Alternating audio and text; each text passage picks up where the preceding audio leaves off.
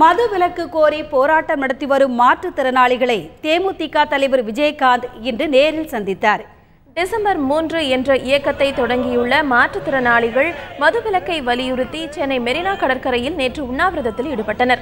அவர்களை கைது செய்த போலீசார் வேறு இடத்திற்கு அவர்களை மாற்றுவதாக கூறி நேற்றிரவு கொட்டும் மழையில் சேப்பாக்கம் அருகே இறக்கிவிட்டதாக கூறப்படுகிறது. இதனால் அவதியடைந்த மாற்றுத்திறனாளிகள் இன்றும் தொடர் போராட்டத்தில் ஈடுபட்டு வருகின்றனர்.